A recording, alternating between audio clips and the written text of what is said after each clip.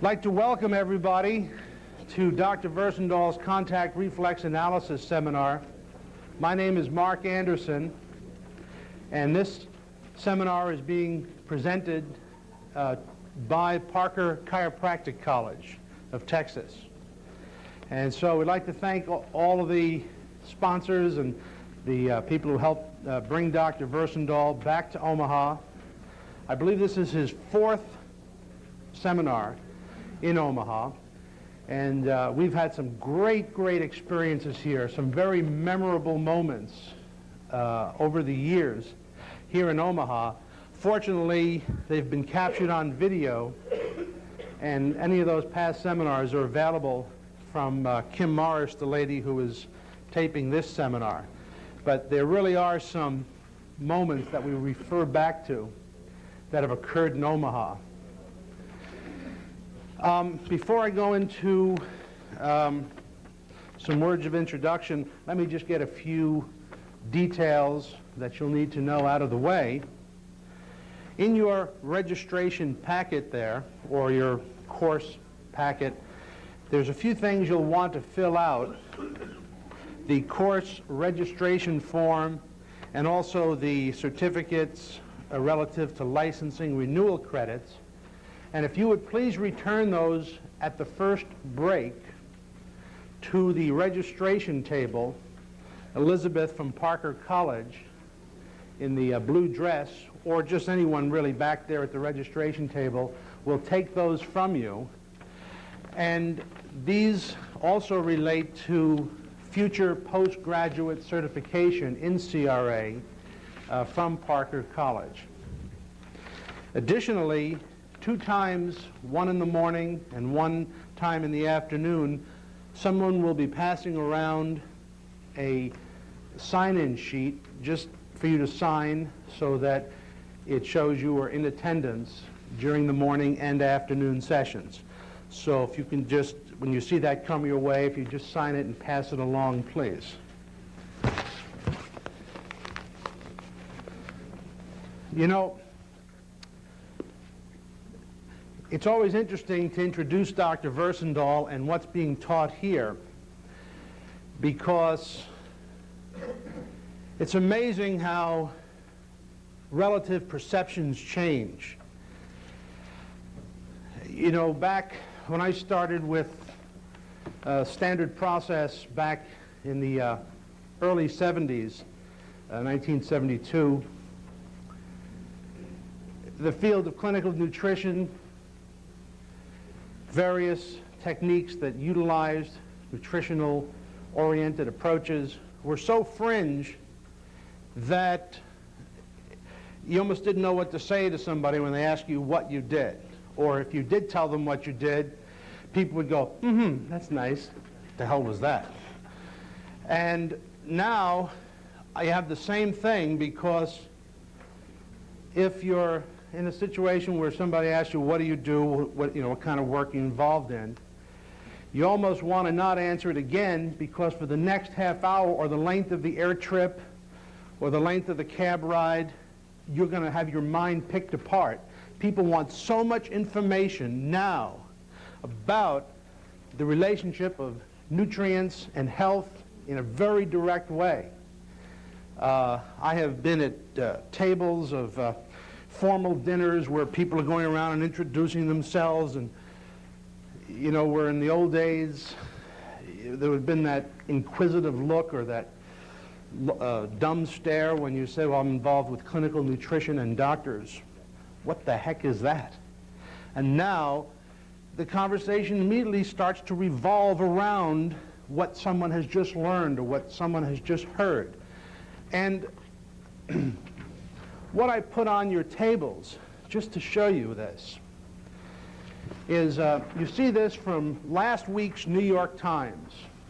Here is, in 1993, unbelievably earth-shaking great news that has to be, you know, every Tuesday the New York Times has their Science Times. And here's the lead story. Chemists learn why vegetables are good for you. Stop the presses. Stop the, this is unbelievable. This is earth-shattering news. But to go a little deeper, even though it is rather, as I say in my comments, pathetic that in 1993 this is news, what they're actually delving into here is something a little bit deeper than just the obvious, that vegetables are good for you. Because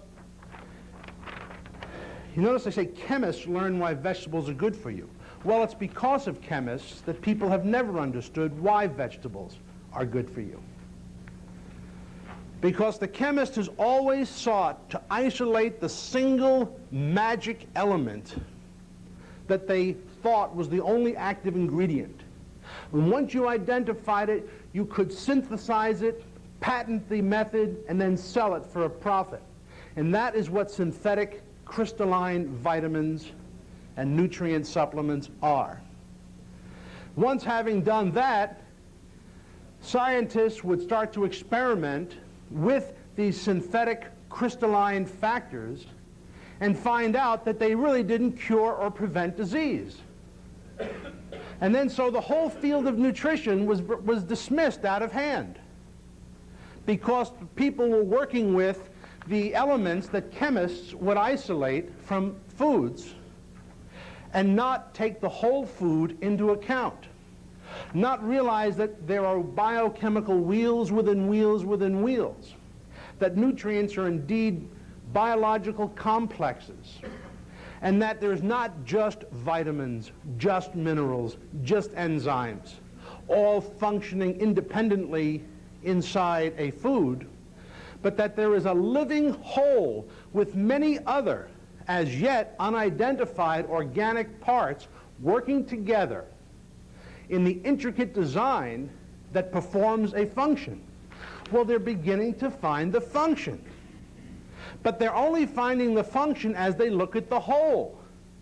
Now, true naturalists and nutritionists and doctors who have worked with this since the 1920s have known this, and have always pointed out the flawed methods of chemists who sought to make nutrition a pharmaceutical subscience, which it is not. Nutrition is not a pharmaceutical science. Nutrition is a living cellular science. And if you read this article, which I suggest you do, you'll find out all kinds of non-vitamin aspects of plant substances that they're finding that have direct anti-cancer effect. For example, you've heard of shark cartilage lately. Has everyone here heard of shark cartilage and the fact that it has this angiogenesis effect where it prevents angiogenesis, the formation of new blood cells in tumors? New blood vessels cannot form. Well, they find the same anti-angiogenesis factors in vegetables. Now, does it matter if these vegetables are raw or cooked? Does it matter if these vegetables are grown on organic soils or chemically grown with pesticides, herbicides, fungicides, and other plant genocides and soil genocides? These chemosterilants destroy the living compounds in soil that impart their life-giving activity to plants. Now, Dr. Roy Lee started standard process in the 1920s with all these principles well stated, well documented, well researched, hundreds and hundreds of papers and articles and research manuscripts outlining all this. And on April 13th, 1993, Columbus has landed in America and discovered it. So people talk about, well, nutrition, it's not a scientific science. My God, it's the most scientific science on the planet. It is the basis of life and its continuation on the planet. No one in this field has led the way for over 30 years like Dr. Versendahl has. Dr. Versendahl, working with these principles, when he would not get agreement from the general scientific community, was blazing ahead, This is probably the 100th edition of his book. It's by far the finest edition he's ever put out, which he promises is the last edition for April.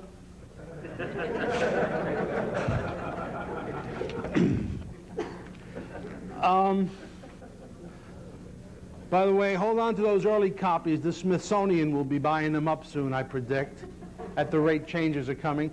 Do you realize how far ahead Dr. Versendahl's work pushes the natural health sciences? And we have here today doctors from over 10 states and 3 countries.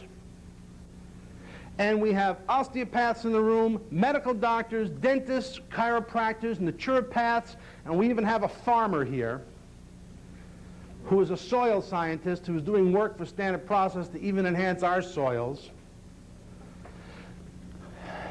And we have a tremendous array. We have veterinarians. Now, are we just talking about prevention of rickets and scurvy? Or are we going far beyond that? You'll see today people who are new and even the old veterans, you'll see some of the great new work that Dr. Versendahl is doing.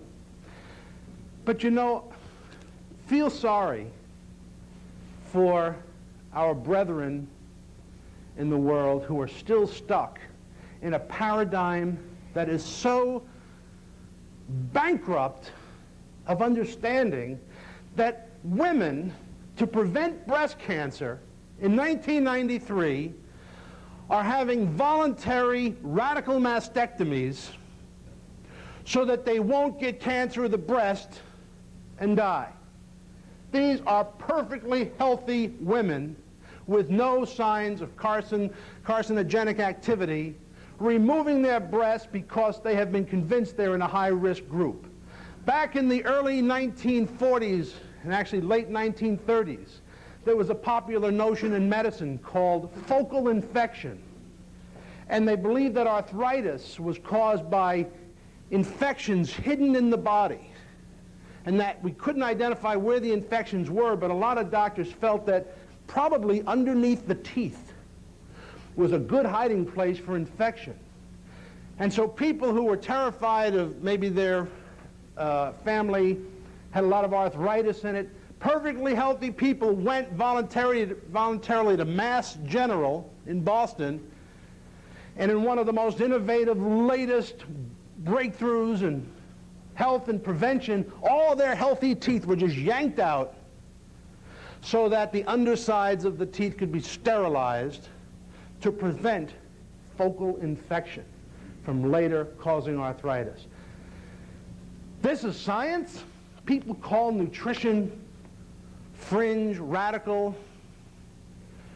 Folks, if you want to see if something is scientific, see how long it endures. Why most medical procedures should be printed in pencil, because every 10 years the textbooks are obsolete. Now, why would anything that ever worked scientifically ever become obsolete? Where you find an herbal from ancient Egyptian times, read the observations of these very intelligent people, find a folk medicine book from the 1700s in Vermont, find a modern herbal in England from the 1820s, read a modern nutritional book from today, and you will find tried, true, tested, enduring therapies that people have found consistently to work, because whether they understood the scientific principle or not, there was a scientific principle. And it endured from age to age. You don't write down your clinical observations of great treatments and therapies in pencil. You can write them down in ink, because nature's principles are not just a principle for the current fad of the 1950s or 60s. They endure because they work. People become immune to antibiotics. No longer does it cure syphilis or gonorrhea or other infections. People have not become immune to natural vitamin C. or natural vitamin A. They have not become immune to essential enzymes and minerals and trace elements. The thyroid needed iodine in the Neanderthal man. The thyroid needs iodine in iodine-deficient soils in Nebraska in 1993, because 65% of the hormone thyroxine is iodine by weight. And it's not just iodine, it has to be protein-bound iodine, the way you find in vegetables from the sea, like seaweed, kelp, or seafood. The body has its own form that currency needs to be in. You can't spend Swiss dollars in Nebraska, or Swiss francs. You have to spend US dollars. You can't take calcium carbonate that you get from Rolaids and put that into the human body and build bones out of it, because that is a rock. That's limestone. You've got to have organic forms that the body can assimilate and use as the currency of our own biochemistry, which is different than the biochemistry of the soil, meaning the forms are different. Plants transform the soil so that humans can eat the earth, catalyzed by the sun. In other words, to simplify it, the role of plants is to transmute the material of soil into a form that animals and humans can utilize it. That is the study of nutrition. We cannot go around and just eat minerals in their elemental forms. That's what calcium carbonate is. As you go through Dr. Versendahl's new book and hear him explain his approaches and therapies, be open-minded enough to think that this is not just some new radical fringe which is unscientific, but this is the latest leg of a race that was begun thousands of years ago, as the first herbalists began to pulverize their plant roots and plants on the banks of the Nile and find their antifungal tree barks in the Amazon rainforests, and began to find how to prevent and cure horrible diseases that were all preventable and treatable in the natural world. That the pharmaceutical world is nothing but a crude imitation of what exists naturally in nature. And even the greatest medical drugs, the digitalis from the foxglove, the aspirin from salicylic acid of willow bark, that all of these things derive from nature. So when we say is something scientific, the medical writer and former head of Sloan Kettering, Lewis Thomas, had one of the great definitions of science. He said, if something works, it's scientific. That is the criteria. There are many of you here who have shared incredible personal stories with me that you have not heard secondhand, not heard from a friend of a friend, but in your own life, your own family, your own patients. And maybe at some time today we should hear some of them, because some of them really are worth hearing. When simple biochemical nutritional principles were applied. No one has more great stories to keep you up till 4 in the morning than Dick Versendahl. Because this guy will forget more miracles, quote unquote, which aren't really miracles. They're just the application of principles that work, but appear to be miracles to those who have been bound in an old style knowledge. He'll forget more miracles than most doctors will ever see in their practice. And so I've never been more excited about where Dr. Versendahl's work is today. And I want to, before I introduce him, show you a video clip of a man who I feel really says it for Dr. Versendahl. His name is Dr. Steve Nelson. He's a registered pharmacist, And Dr. Nelson has taught many, many medical colleges pharmacology. He's a PhD in pharmacology. He was trained and bred to further the pharmaceutical industry, and everything that this seminar stands for was bred out of him in his formal training. But when his wife was so sick and all of his pharmacy had failed her, he turned to alternative care to find the truth, and then had enough integrity to realize he could not walk away from the truth he discovered. And consequently, Steve Nelson became a savage learner of nutritional principles, read everything he could by anyone he could on the subject until he understood why his wife got better. He had to find the principles involved. Now, Dr. Nelson, who's one of the foremost pharmacologists in this country, consults to drug companies, lectures at medical colleges around the country, pharmaceutical schools. I mean, if this guy can be, quote, unquote, converted, it's not conversion, really, because it's not a religious thing. It's not based in faith and belief. It's based in science and understanding and learning. But if this guy can, just to use the word, be converted, it just shows the power that is involved in these principles. Okay. Now watch this gentleman walk. I'm not aware of what his problems are, but when he gets up here, did you want to do it up? Can you get up here, or you want me? Here, let's do it down here a minute. Let's just do it down here.